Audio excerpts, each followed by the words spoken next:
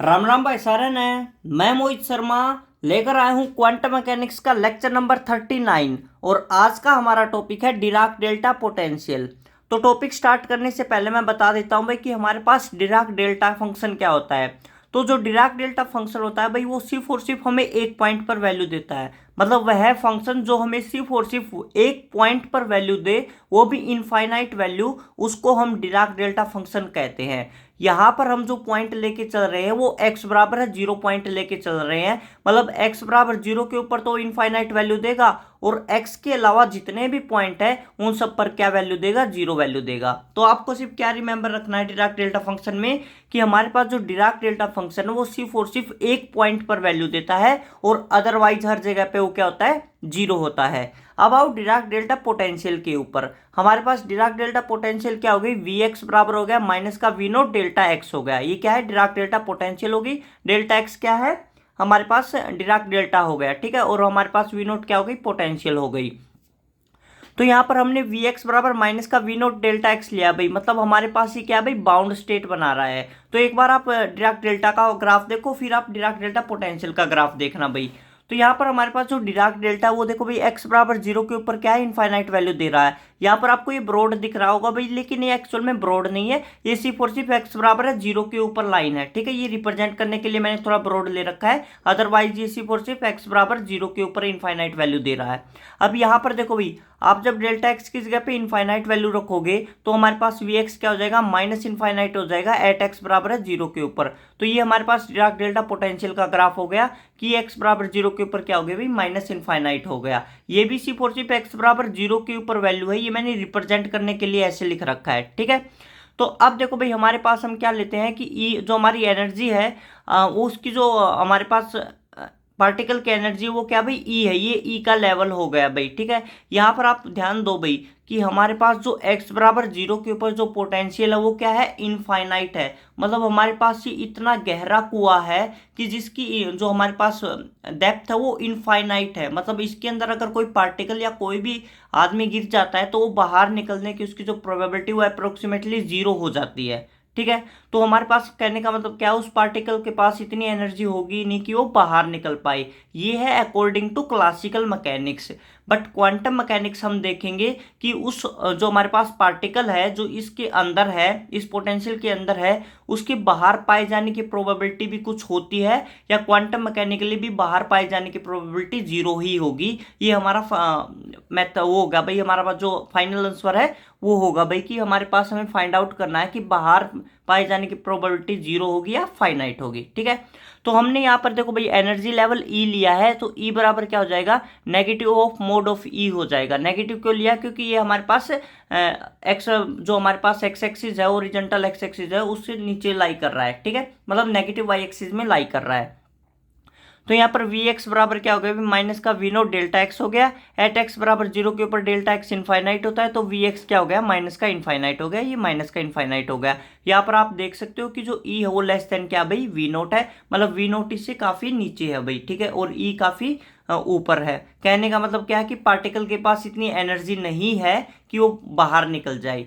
ये classical mechanics के according है। लेकिन हमने पीछे भी पढ़ा है भाई, एप्लीकेशन जो हमने पढ़ी है श्रोडिंगर की, उसमें देखा कि पार्टिकल के पास एनर्जी ना होने पर भी वो बैरियर को क्रॉस कर जाता है, स्क्वायर वेल से बाहर आ जाता है। हमने ये भी देखा। तो यहाँ पर भी हम यही देखेंगे कि पार्टिकल के बाहर पाए जाने की प्रोबेबिलिटी फाइनाइट होती है या 0 होती है, ठीक है। तो देखो जो मैंने बताया है भाई वो सारा मैंने लिख रखा है। फॉर बाउंड स्टेट के लिए ई बराबर क्या हो जाएगा, negative of mod of E हो जाएगा। The particle are bounded in Dirac delta potential क्या हो गया भाई, बाउंडेड हो गया। और एक बात और नोट देख के लिख लो कि जहां पर भी बाउंडेड सिस्टम होना भाई, वहीं पर हमें एनर्जी आइगन वैल्यू मिलेगी, ठीक है। ये बात आप नोट करके लिख सकते हो कि जहां पर भी हमें बाउंडेड सिस्टम मिलेगा वहीं पर एनर्जी आइगन वैल्यू मिलेगी। जैसे हमने पढ़ा था वन डायमेंशनल बॉक्स में भी पढ़ा था, यहां पर भी हमें एनर्जी आइगन वैल्यू मिलेगी। और आगे हम पढ़ेंगे भाई हमारे पास हार्मोनिक ऑसिलेटर का, वहां पर भी हमें एनर्जी आइगन वैल्यू मिलेगी। हाइड्रोजन एटम पढ़ेंगे, वहां पर भी हमें एनर्जी आइगन वैल्यू मिलेगी। तो जहां पर भी बाउंडेड सिस्टम होगा वहीं पर हमें एनर्जी आइगन वैल्यू मिलती है, अनबाउंडेड में नहीं मिलती है। अनबाउंडेड का एग्जांपल क्या हो गया, लाइक रेक्टेंगुलर पोटेंशियल बॉक्स हो गया, वन स्टेप पोटेंशियल हो गया, यहाँ पर हमें कोई एनर्जी आइगन वैल्यू नहीं मिली थी, ठीक है। The particle are bounded in Dirac delta potential. तो हमारे पास the motion of particle is describe by Schrodinger time independent wave equation. तो हमारे पास टाइम इंडिपेंडेंट वेव इक्वेशन क्या होती है, del square psi upon del x square plus 2m upon H bar square E minus V x into psi x बराबर है 0 हो गया। अब देखो भाई एट एक्स बराबर 0 के ऊपर वी एक्स क्या है, इनफाइनाइट है। अगर मैं V X is infinite put करता हूँ तो हमारे पास ये हम इस इक्वेशन को सोल्व ही नहीं कर पाएंगे भाई। तो Schrodinger equation can not solve, hence we can solve Schrodinger equation at X बराबर नहीं 0। मतलब हमारे पास जो x बराबर नहीं 0 के ऊपर हम सोल्व करेंगे, x बराबर 0 के ऊपर हम सोल्व नहीं कर रहे क्योंकि x बराबर 0 के ऊपर हमें पोटेंशियल क्या मिल रहा है, इनफाइनाइट मिल रहा है। तो x बराबर 0 को छोड़कर हम हर पॉइंट के लिए सोल्व कर लेते हैं। तो एट एक्स बराबर नहीं 0 के ऊपर वी एक्स क्या भाई हमारा 0 है, तो वी एक्स की वैल्यू 0 पुट करेंगे तो del square psi upon del x square plus 2m upon H bar square psi x बराबर 0 हो गया। तो हमारे पास ई क्या भाई, हमारे पास नेगेटिव मोड ऑफ ई है, तो del square psi upon del x square minus 2m upon H bar square mod of E psi x बराबर है 0 हो गया। Del square psi X upon del x square minus K square psi x बराबर 0 हो गया। की value क्या लेते हैं हम, under the root 2m mod of E upon H bar square हो गया। ठीक है, ये मैंने पीछे एप्लीकेशन में बताया भी कि हम ऐसे क्यों लेते हैं, प्रोपेगेशन कांस्टेंट हम क्यों मानते हैं इसको। फिर हमारे पास देखो भाई hence the general solution of this equation Sai x बराबर हो जाएगा a ई की power K x plus B E की पावर माइनस के एक्स हो गया। ठीक है, आपको मैंने बताया था भाई कि हमारे पास कब कॉम्प्लेक्स आता है और कब हमारे पास रियल फंक्शन आता है। यहाँ पर आपको मैं सिर्फ याद दिलाने की ट्रिक बता सकता हूँ भाई। अगर आपको एक्चुअल में जानना है कि हमारे पास ये आता कहाँ से है तो आपको पीछे वीडियो देखनी पड़ेंगी भाई, जहाँ से हम ना हमारी जो श्रोडिंगर इक्वेशन की एप्लीकेशन स्टार्ट हो रही है वहाँ पर मैंने बताया है। लेकिन अगर आपको सिर्फ और सिर्फ ये जानना है कि हमारे पास कब रियल आएगा, कब एक्सपोनेंशियली आए, मतलब कब रियल आएगा और कब कॉम्प्लेक्स आएगा, तो वो यहाँ पे इस साइन से रिप्रेजेंट होता भाई। अगर यहाँ पे पॉजिटिव साइन होता तो हम लेते ई की पावर आयोटा के एक्स, अगर ये नेगेटिव साइन आता है तो हम लेंगे सिर्फ ई की पावर के एक्स। मतलब एक्सपोनेंशियली जो हमारे पास होता है वो रियल कब आएगा, जब यहाँ पे नेगेटिव होगा, और एक्सपोनेंशियली वो कॉम्प्लेक्स कब आएगा, जब यहाँ पर पॉजिटिव साइन होगा। ये सिर्फ याद करने की एक ट्रिक है। अगर आपको एक्चुअल में जानना है कि हमारे पास इसके पीछे रीजन क्या है तो आपको भाई पीछे वीडियो देखनी पड़ेंगी। ओके, तो वहां पर हमारे पास नेगेटिव साइन है तो भाई हमारे पास क्या आ जाएगा, एक्सपोनेंशियली है वो रियल हो जाएगा। ठीक है, तो सो हमारा जनरल सॉल्यूशन वो क्या हो जाएगा भाई, साई एक्स बराबर हो जाएगा a ई की power K x plus B E की पावर माइनस के एक्स हो गया। इक्वेशन नंबर सेकंड हो गई। ठीक है, तो अब देखो भाई हमारे पास यहाँ पे दो रीजन बन रही है, रीजन 1 और रीजन सेकंड बन रहा है। एक रीजन हमारे पास जो नेगेटिव एक्स डायरेक्शन में है और एक रीजन पॉजिटिव एक्स डायरेक्शन में है। तो हमारे पास इन रीजन वन में हमारे पास जब x tends to minus infinite हो जाता है, क्या हो जाता है, x tends to minus infinite, तो साई एक्स क्या हो जाएगा, 0 हो जाएगा।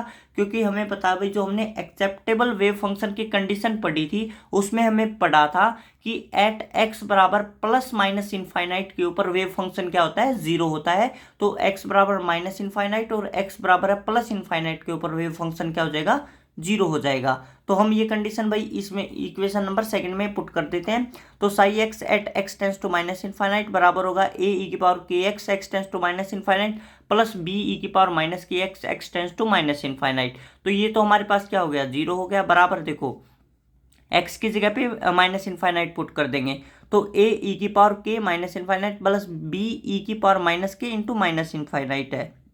तो यहाँ से क्या हो जाएगा भाई, 0 बराबर हो जाएगा a अपॉन में e की पावर इनफाइनाइट प्लस b ई की पावर इनफाइनाइट हो जाएगा।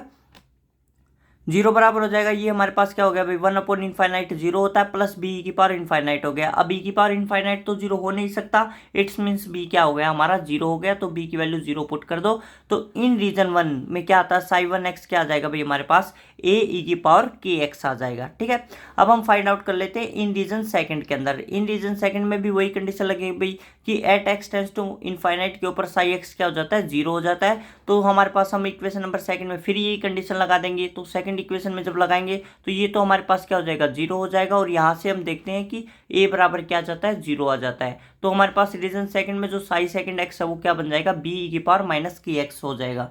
इट्स मीन्स हमारे पास जो साई 1x है मतलब रीजन 1 है उसमें हमारे पास क्या आ रहा था, वो a ई की पावर के एक्स आ रहा था। और रीजन सेकंड में मतलब साई सेकंड एक्स है वो क्या आ रहा है हमारे पास, b ई की पावर माइनस के एक्स आ रहा है। ठीक है, तो हमारे पास from equation third and fourth से हमें क्या मिल रहा है भाई, साई 1x तो हमें मिल रहा है a ई की पावर के एक्स और साई सेकंड एक्स क्या मिल रहा है, b ई की पावर माइनस के एक्स मिल रहा है। अब हम इन दोनों को क्या करेंगे, नॉर्मलाइज कर देते हैं भाई। ठीक है, नॉर्मलाइजेशन की कंडीशन आपको पता ही है।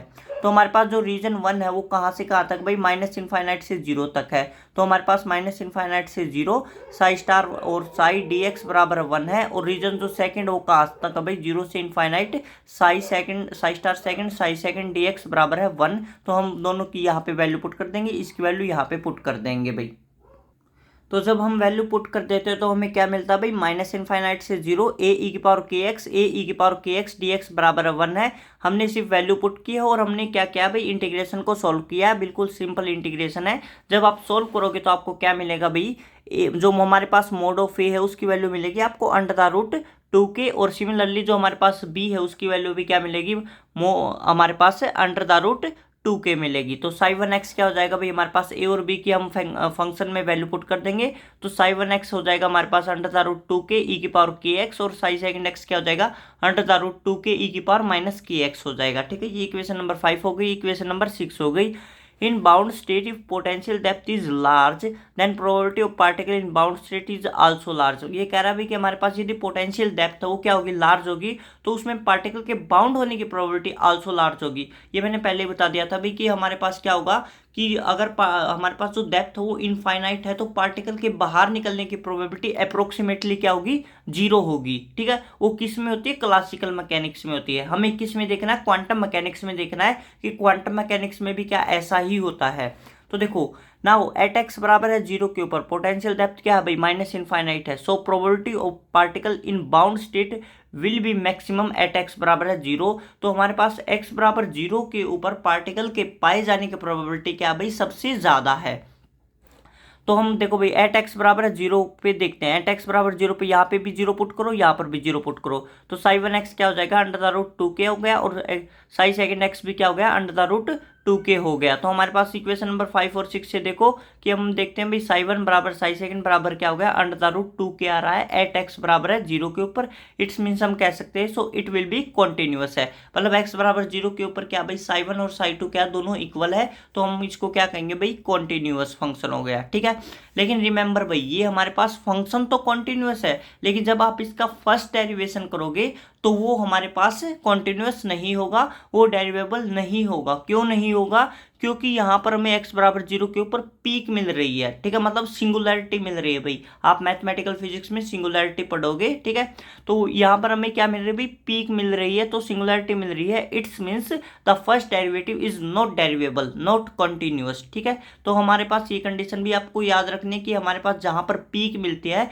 वहाँ पर फर्स्ट डेरिवेशन है वो कॉन्टिन्यूअस नहीं होता है। तो यहाँ पर देखो भाई साई 1x तो हमें मिल रहा था √2k ई की पावर kx। और साई सेकंड क्या मिल रहा था, √2k ई की पावर -kx मिल रहा था। यहाँ पर x की वैल्यू हमारे पास रीजन 1 में क्या है, नेगेटिव है। अगर आप x चीज़ यहाँ पे नेगेटिव पुट करते जाओगे तो हमारे पास e की पावर -kx हो जाएगा। मतलब क्या हो गया, एक्सपोनेंशियली डिके होता जाएगा। सिमिलरली यहाँ पर जो x की वैल्यू है रीजन सेकंड में वो क्या है, पॉजिटिव है। लेकिन हमारे पास यहाँ पर क्या है, e की पावर -kx है और x क्या है, पॉजिटिव है। तो ये भी क्या होता जाएगा भाई, एक्सपोनेंशियली डिके होता जाएगा। तो दोनों केस में हमारे पास क्या हो रहा है भाई, एक्सपोनेंशियली डिके हो रहा है। x less than region 0 region में भी और x ग्रेटर देन 0 रीजन में भी। ठीक है, लेकिन x बराबर 0 के ऊपर हमें क्या मिल रहा है, पीक मिल रही है। अब देखो नेक्स्ट उसमें भाई, so total wave function corresponding to Dirac delta potential in bound state can be written as. तो टोटल वेव फंक्शन को हम क्या लिख सकते हैं, साई एक्स बराबर लिख सकते हैं सी ई की power -k mode of x लिख सकते हैं। वेयर मोड ऑफ x क्या भाई, x when x greater than 0 और -x when x less than 0 ऐसे लिख सकते हैं। अब हम इसको फिर नॉर्मलाइज कर लेते हैं और c की वैल्यू फाइंड आउट कर लेते हैं। इससे हमारे पास क्या हो जाएगा भाई, हमें डिराक डेल्टा जो हमारे पास डिराक डेल्टा पोटेंशियल है उसका हमारे पास वेव फंक्शन आ जाएगा। या हम कह सकते हैं कि हमारे पास जो श्रोडिंगर की एप्लीकेशन है डिराक डेल्टा पोटेंशियल, उसका हमें वेव फंक्शन मिल जाएगा। तो देखो नेक्स्ट पेज के ऊपर यहाँ पे हमने क्या किया भाई, नॉर्मलाइज कर लिया। नॉर्मलाइज हम करते हैं तो माइनस इनफाइनाइट से infinite Sai star Sai D X बराबर 1 है। अब देखो भाई हमने क्या लिमिट ली है, माइनस इनफाइनाइट से इनफाइनाइट ली है। क्यों, क्योंकि हमारे पास अब हम दोनों रीजन को इंक्लूड कर रहे हैं यहाँ पर। रीजन 1 को भी और रीजन सेकंड को भी। तो हमारे पास क्या हो जाएगा माइनस इनफाइनाइट से इनफाइनाइट सी ई की पावर माइनस का के मोड ऑफ एक्स सी ई की power minus K mod of x D X बराबर है 1 हो गया। तो यहाँ से हमारे पास क्या हो गया भाई मोड ऑफ सी स्क्वायर बाहर आ गया माइनस इनफाइनाइट से इनफाइनाइट, ये हो जाएगा ई की पावर माइनस 2 के mod of x D X बराबर है 1 हो गया। अब मोड ऑफ एक्स क्या भाई इवन फंक्शन हो गया, हमारे पास क्या होता है इवन फंक्शन हो गया किस लिमिट में 0 से इनफाइनाइट लिमिट में। ठीक है 0 से इनफाइनाइट लिमिट में क्या होता है मोड ऑफ एक्स एक्स होता है, मतलब पॉजिटिव होता है, इवन होता है।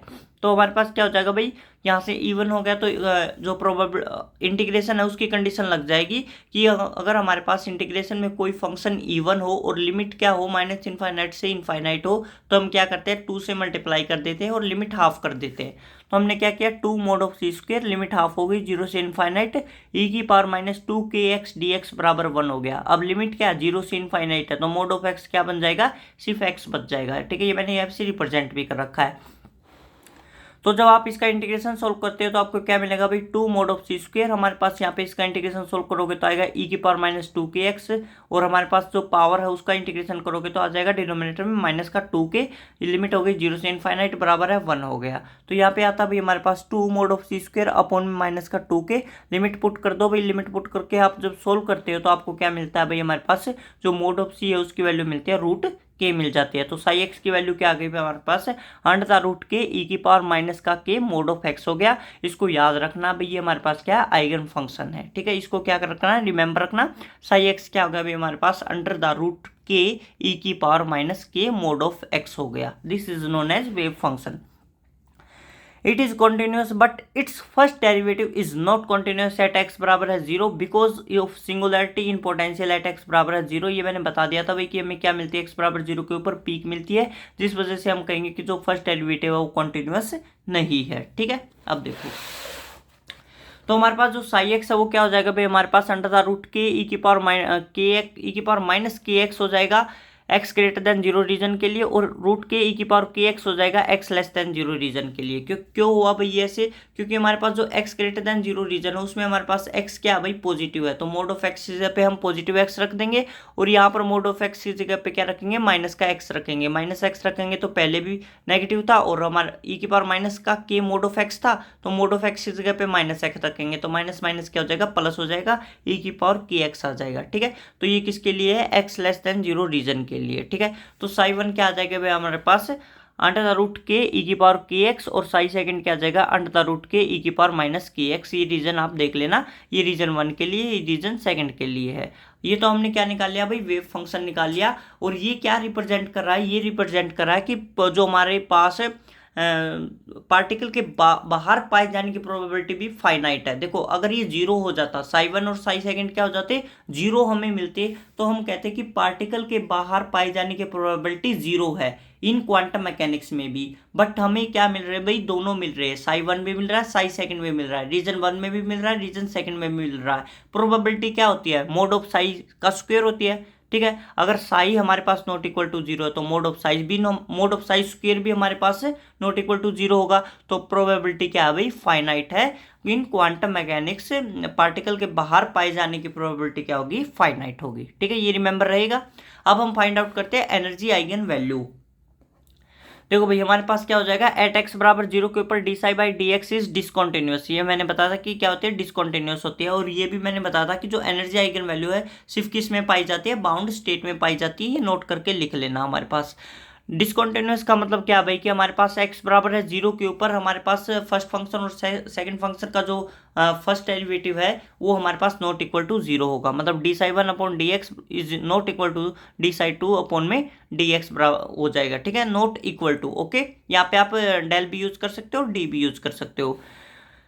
देन अमाउंट ऑफ डिसकॉन्टिन्यूटी हमें क्या निकालनी है भाई, अब अमाउंट ऑफ डिसकॉन्टिन्यूटी निकालनी है। ठीक है ये मैं क्यों निकलवा रहा हूँ भाई, ये निकलवा रहा हूँ क्योंकि हमारे पास इसी से हम क्या निकालेंगे एनर्जी आइगन वैल्यू निकालेंगे। और आपसे नेट में 5 नंबर में ये पूछा गया क्वेश्चन है भाई कि हमारे पास जो डिराक डेल्टा पोटेंशियल है उसमें amount of discontinuity find out करो। ठीक है तो अमाउंट ऑफ डिसकॉन्टिन्यूटी क्या हो जाएगी हमारे पास कि del psi 1 upon del x minus del psi second upon del X बराबर क्या होगा। ठीक है मतलब हमारे पास ये नॉट इक्वल टू 0। ठीक है नॉट इक्वल है हमारे पास फर्स्ट फंक्शन और सेकंड फंक्शन क्या है उनका जो फर्स्ट डेरिवेटिव है वो नॉट इक्वल टू 0 है, तो इन दोनों का डिफरेंस क्या होगा हमें वो फाइंड आउट करना है। तो देखो from time independence Schrodinger equation क्या होता है भाई हमारे पास माइनस का H bar square upon 2m del square psi upon del x square plus V X psi x बराबर होता है ई साई एक्स। ये हमारे पास क्या होती है टाइम इंडिपेंडेंस श्रोडिंगर इक्वेशन होती है। ये इसकी मेन फॉर्म होती है भाई, जो हमारे पास क्या है मेन फॉर्म है जो हमने स्टार्टिंग में लिखी थी वो हमारे पास क्या होता है भाई हमने वो मॉडिफाई कर रखी थी। ठीक है, मॉडिफाई कैसे कर रखी थी कि जो हमारे पास minus H bar square upon में 2m इसका इधर मल्टीप्लाई कर रखा था, ई को हम इस साइड लेके आए हुए थे, साई एक्स हमने कॉमन ले रखा था। ठीक है, वो इस प्रकार से मॉडिफाई कर रखी थी। जो मेन फॉर्म होती है वो ऐसे होती है। ठीक है, तो हम क्या करते हैं इंटीग्रेशन कर देते हैं both side with limit minus epsilon to plus epsilon where epsilon tends to 0 होता है। ठीक है, तो हमने क्या किया इंटीग्रेशन कर दिया। अब देखो जो प्लस एप्सिलॉन है वो रीजन सेकंड में लाई कर रहा है और माइनस एप्सिलॉन क्या भाई रीजन 1 में लाई कर रहा है। ठीक है, ये रिमेंबर रखना। तो हमारे पास हमने क्या किया बोथ साइड क्या किया भाई इंटीग्रेशन कर दिया with limits minus epsilon to plus epsilon. अब वी एक्स किसके बराबर हमारा माइनस का वी नोट डेल्टा एक्स के बराबर है, तो हमने वैल्यू पुट कर दी वी एक्स की जगह पे माइनस का V naught delta X, V naught constant था तो हमारे पास क्या हो गया इंटीग्रेशन से बाहर आ गया। अब देखो भाई हमारे पास जो डिराक डेल्टा पोटेंशियल है या हम कहेंगे कि जो डिराक डेल्टा फंक्शन होता है उसका इंटीग्रेशन इस प्रकार से सोल्व किया जाता है भाई। Integration of Dirac delta function क्या हो जाएगा integration of F x delta x D X बराबर होता है एफ जीरो। ये कैसे आता है देखो भाई ये हमारे पास जो मेन फॉर्म होती है वो होती है integration of F x del x minus A D X बराबर होता है एफ ए। यहाँ पर क्या होता है भाई आपको ध्यान देना पड़ेगा कि जो हमारे पास डेल एक्स माइनस ए है हमारे पास जो अंदर दे रखा है एक्स माइनस ए, ठीक है, वो जो भी कांस्टेंट है वो इस एक्स की जगह पे पुट हो जाता है। तो हमारे पास क्या हो गया एफ ऑफ ए आ गया। लेकिन रिमेंबर क्या रखना भाई कि हमारे पास जो ए है ना ये ए हमारे पास जो भी हमारे पास लिमिट्स होती है उनके अंदर लाई करना चाहिए भाई। ठीक है, यहाँ पर क्या दे रखा है देखो हमारे पास integration of F x del x minus zero होगा क्योंकि हमारे पास क्या है सिर्फ एक्स माइनस जीरो होगा। यहाँ पर क्या है एक्स माइनस ए था तो यहाँ पर क्या होगा x minus zero D x हो जाएगा। अब जो जीरो है वो एक्स की जगह पे पुट हो जाएगी, जैसे यहाँ पे ए है वो एक्स की जगह पे पुट हुआ था तो यहाँ पे एफ जीरो आ जाएगा। लेकिन रिमेंबर जो जीरो है वो क्या हाँ भाई लिमिट्स के अंदर लाई होना चाहिए, मतलब माइनस एप्सिलॉन और प्लस एप्सिलॉन के बीच में जीरो लाई करना चाहिए तो ही हम इसको साइज जीरो लिखेंगे, अदरवाइज ये इक्वल टू जीरो होता है। ठीक है, अगर हमारा जो जीरो है ये इन लिमिट्स के बीच लाई नहीं करेगा तो हमारे पास ये क्या होता है इसका इंटीग्रेशन जीरो के इक्वल होता है। ठीक है, तो ये कंडीशन समझ में आ गई। आपको ये रिमेंबर रखना है, मैथमेटिकल फिजिक्स में हम ढेर सारे न्यूमेरिकल्स भी करेंगे इसके ऊपर। ठीक है, और सेकंड देखो भाई हमारे पास हमने पढ़ा था कि जो हमारा वेव फंक्शन है वो क्या होता है कॉन्टिन्यूस होता है। वेव फंक्शन कॉन्टिन्यूस होगा। अब हम ये इंटीग्रेशन सोल्व कर रहे हैं, ये तो हमारा साइज जीरो हो गया। अब इसको सोल्व कर रहे हैं तो हमारे पास क्या भाई इंटीग्रेशन ऑफ माइनस एप्सिलॉन से प्लस एप्सिलॉन साई एक्स बराबर है हमने जीरो लिखा है। ये जीरो क्यों आया क्योंकि हमारा जो साई एक्स है वो कॉन्टिन्यूस है। कॉन्टिन्यूस का मतलब क्या है कि साई वन बराबर है साई टू की है। ठीक है, साई वन किसके बराबर है साई टू के बराबर है। तो जब हम अपर लिमिट माइनस लोअर लिमिट करेंगे तो दोनों इक्वल होने की वजह से क्या हो जाता है जीरो हो जाता है। इसको हम सोल्व भी करके दिखा देते हैं। वी नो साई एक्स बराबर क्या आया था भाई हमारा under the root K E की पावर माइनस का के मोड ऑफ एक्स आया था। ठीक है, तो वैल्यू आप जब पुट करते हो तो देखो तो हमने क्या किया भाई वैल्यू को पुट किया। ठीक है, वैल्यू को जब हम पुट करते हैं तो हमारे पास क्या जाता है वही भाई हमारे पास जो मोड ऑफ एक्स है वो क्या हो गया इवन फंक्शन होता है। ठीक है, इवन फंक्शन है तो हमारे पास क्या कंडीशन लग जाएगी इंटीग्रेशन वाली कंडीशन लग जाएगी टू अंडर द रूट के जीरो से एप्सिलॉन ई की पावर माइनस का के एक्स डी एक्स हो गया। क्योंकि हमारी कंडीशन क्या होती है कि टू से मल्टीप्लाई कर देते हैं और लिमिट हाफ कर देते हैं जब हमारा इंटीग्रेशन के अंदर इवन फंक्शन होता है। ठीक है, तो हमारा हमने वही प्रोसेस किया। तो हमारे पास जब हम इंटीग्रेशन सोल्व करते हैं तो हमारे पास आएगा टू अंडर द रूट के, ये हमारे पास इसकी जब इंटीग्रेशन सोल्व करेंगे तो ई की पावर माइनस के एक्स अपॉन में माइनस का के हो जाएगा। लिमिट है जीरो से एप्सिलॉन। तो आप जब वैल्यू पुट करते हो तो हमारे पास क्या आता है भाई देखो टू अंडर द रूट के अपॉन में माइनस का के है ई की पावर माइनस का के एप्सिलॉन माइनस ई की पावर जीरो हो गया। अब हमें पता है कि जो एप्सिलॉन नो टेंस टू क्या होता है भाई जीरो होता है तो ई की पावर जीरो माइनस ई की पावर जीरो हो जाएगा। वन माइनस वन क्या आ गया भाई हमारा जीरो हो गया।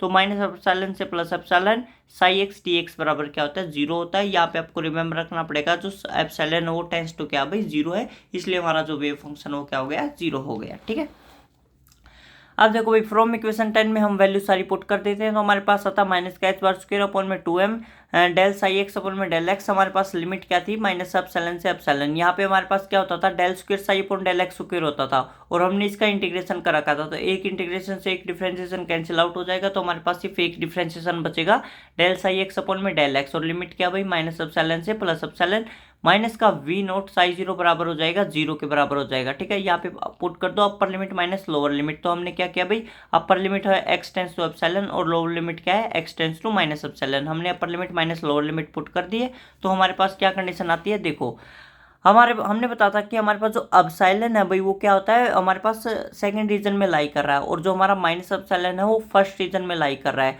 तो हमारे पास जो ये साई है ये क्या हो जाएगा, साई सेकंड हो जाएगा, और ये साई ये क्या हो जाएगा, साई फर्स्ट हो जाएगा, क्योंकि हमारा ये क्या है भाई फर्स्ट रीजन है और ये क्या हो गया, ये सेकंड रीजन हो गया। ठीक है, तो माइनस का एच बार स्क्वायर अपॉन में 2m हमारे पास ये कंडीशन आ जाती है। ये हमारे पास नेगेटिव था तो इधर जाके वी नोट साई जीरो हो जाएगा। ठीक है, तो यहाँ से हमारे पास देखो भाई हमने क्या किया, क्रॉस मल्टीप्लाई कर दिया। तो यहाँ पे हमारे पास क्या बच जाएगा, डेल साई सेकंड अपॉन में del x x tends to epsilon minus del psi one upon में del x x tends to minus epsilon बराबर हो जाएगा माइनस का 2m V naught upon H bar square psi zero हो गया। ठीक है, एप्सिलॉन टेंस टू जीरो होता है ये भी, तो एप्सिलॉन की जगह पे जीरो पुट कर देंगे। तो हमें क्या मिल जाएगा, डेल साई सेकंड अपॉन में del x x tends to zero minus del psi one upon में del x x tends to zero बराबर आ जाएगा माइनस का 2m V naught psi zero upon में एच बार स्क्वायर हो जाएगा। यहाँ से हम क्या करते हैं भाई, दोनों इधर से नेगेटिव कॉमन ले लेते हैं। नेगेटिव कॉमन लेंगे तो नेगेटिव से नेगेटिव कैंसिल आउट हो जाएगा और हमारे पास ये फॉर्म आ जाती है। ठीक है, अब देखो हमने यही निकालना था भाई, एक फॉर्म तो अमाउंट ऑफ डिसकंटिन्यूटी निकालनी थी, और हमारे पास जो अमाउंट ऑफ डिसकंटिन्यूटी है वो कितनी मिल रही है, 2m V naught upon H bar square psi zero मिल रही है। ठीक है, ये आप डायरेक्ट याद रखना, क्योंकि हमारे पास नेट में 5 मार्क्स में पूछा गया क्वेश्चन है कि हमारे पास डायरेक्ट डेल्टा पोटेंशियल में amount of discontinuity find out करो। तो कितनी आ रही है, 2m वी नोट अपॉन में एच बार स्क्वायर आ रहा है। ठीक है, इंटू साइज जीरो है। अब देखो भाई हमारे पास हमें क्या निकालना, हमारा जो मेन एम था वो energy eigen value find out करना था। ठीक है, तो अब हम फाइंड आउट करते हैं एनर्जी आइगन वैल्यू। हम यहाँ पे साई वन की वैल्यू पुट करेंगे, यहाँ पे हम साई सेकंड की वैल्यू पुट करेंगे और ई की वैल्यू फाइंड आउट कर लेंगे। और ई हमारा क्या होता है, एनर्जी आइगन वैल्यू होता है। तो हमारे पास जो साई वन था वो क्या था भाई, under the root K E की पावर के एक्स था, और साई टू क्या था भाई, under the root K E की पावर माइनस के एक्स था। ठीक है, तो यहाँ से हम डेल साई वन अपॉन में डेल एक्स निकाल लेते हैं, डेल साई टू अपॉन में डेल एक्स निकाल लेते हैं। ठीक है, सिंपली डिफ्रेंसिएशन कर देते हैं। जब हम डिफ्रेंसिएशन करते हैं और एक्स टेंस टू क्या भाई हमारा जीरो है, क्योंकि हम सारा प्रोसेस किसके लिए कर रहे हैं, एक्स बराबर है जीरो के लिए कर रहे हैं। हमें किसके, जो हमारी एनर्जी आइगन वैल्यू वो कहाँ पर निकल रही है, एक्स बराबर जीरो पर निकल रही है, क्योंकि हमारा जो पोटेंशियल है वो एक्स बराबर जीरो के ऊपर इनफाइनाइट है। तो हमारे पास जो पार्टिकल है उसके बाउंड होने की एनर्जी आइगन वैल्यू हमें फाइंड आउट करनी है। तो x बराबर जीरो पे हम निकालना है, तो x टेंस टू क्या हो जाएगा, जीरो हो जाएगा। जहाँ पर x है वहाँ पे हम क्या पुट कर देंगे, जीरो पुट कर देंगे। तो डेल साई वन अपन में del x x tends to zero बराबर हो जाएगा के अंडर द रूट के, यहाँ पर भी डेल साई सेकंड अपन में डेल एक्स है, एक्स टेंस टू जीरो बराबर हो जाएगा माइनस का के अंडर द रूट के। तो हमने दोनों की वैल्यू फाइंड आउट कर ली, इक्वेशन नंबर 11 में पुट कर दो भाई। ठीक है, इक्वेशन नंबर 11 में जब हम पुट करते हैं तो हमें क्या मिलता है, 2k अंडर द रूट के बराबर हो जाएगा 2m V naught upon H bar square psi zero हो जाएगा। यहाँ से हमारे पास जो कैंसिल आउट हो रहा है उसको कैंसिल कर देंगे, k की वैल्यू आ जाती है m वी नोट अपॉन में एच बार स्क्वायर आ गया। ठीक है, इसको भी आपको रिमेंबर रखना है कि k हमारा क्या होता है, m वी नोट अपॉन में एच बार स्क्वायर होता है। तो बोथ साइड स्क्वायर स्क्वेयरिंग करते हैं तो k स्क्वायर बराबर हो जाएगा m square V naught square upon में h बार की पावर 4 हो गया। ठीक है, अभी हम पढ़ के आए थे कि k स्क्वायर किसके बराबर था भाई, 2m mod of E upon में h बार स्क्वायर। ठीक है, अभी हमने पीछे से जब श्रोडिंगर इक्वेशन अप्लाई की थी उसको जब सोल्व किया था तो हमारे पास k स्क्वायर की वैल्यू क्या आई थी, 2m mod of E upon में h बार स्क्वायर आता। तो हमने वैल्यू पुट की, जो कैंसिल हो रहा है उसको कैंसिल कर देंगे। तो हमारे पास मोड ऑफ ई क्या हो जाएगा, m V naught square upon में 2h बार स्क्वायर हो जाएगा। ठीक है, अब देखो भाई नेक्स्ट पेज के ऊपर, तो यहाँ से हमारे पास जो मोड ऑफ ई है वो भाई वो क्या हो गया, M V naught square upon में 2h बार स्क्वायर हो गया। इन बाउंड स्टेट ई बराबर क्या होता है, माइनस का मोड ऑफ ई होता है। तो ई की वैल्यू क्या हो जाएगी भाई, माइनस का M V naught square upon में 2h बार स्क्वायर हो गया। ई क्या हो गई भाई, हमारी एनर्जी ऑफ पार्टिकल हो गई। तो आपको ये रिमेंबर रखना है कि हमारे पास डिराक डेल्टा के केस में जो एनर्जी आइगन वैल्यू होती है वो क्या होती है भाई, ई बराबर होगा माइनस का M V naught square upon में 2h बार स्क्वायर होगा। This is the bound state energy in Dirac delta potential. ठीक है, तो ये रिमेंबर रहना चाहिए। अब एक बात और देखो भाई हमारे पास कि हमें पता है भाई कि हमारी जो एनर्जी आइगन वैल्यू होती है वो क्या होती है भाई, क्वांटाइज्ड होती है। क्या होती है, क्वांटाइज्ड होती है। क्वांटाइज का मतलब हमारे पास कि एनर्जी आइगन वैल्यू का फिक्स होना। ठीक है, अब यहाँ पर हमारे पास सिर्फ एक एनर्जी आइगन वैल्यू है भाई, क्या है, सिर्फ और सिर्फ एक ही एनर्जी आइगन वैल्यू है, और हमें पता है कि वो क्वांटाइज्ड होती है। तो हमारे पास एक होने का मतलब क्या है कि ये मिनिमम, हमारे पास जो एनर्जी है वो सबसे मिनिमम होगी, ये ग्राउंड स्टेट की एनर्जी होगी। मतलब हम यहाँ पर कहेंगे कि हमारे पास डिराक डेल्टा के केस में सिर्फ और सिर्फ एक ही क्वांटाइज्ड वैल्यू होती है, और वो भी कौन सी होती है, ग्राउंड स्टेट वाली होती है। We know in bound state the energy is quantised होती है, hence here only one quantised state और वन बाउंड स्टेट होती है, और we can say in Dirac delta potential only ground state exist, सिर्फ और सिर्फ क्या करते हैं भाई, ग्राउंड स्टेट एग्जिस्ट करती है। तो यहाँ पर भी हमारा डिराक डेल्टा पोटेंशियल खत्म होता है। हमारा जो नेक्स्ट टॉपिक होगा वो होगा finite depth potential square well. ये हमारे पास जो श्रोडिंगर इक्वेशन है उसकी नेक्स्ट एप्लीकेशन होगी। अगर आपको वीडियो अच्छी लगती है तो लाइक करें, शेयर करें। Okay, thank you.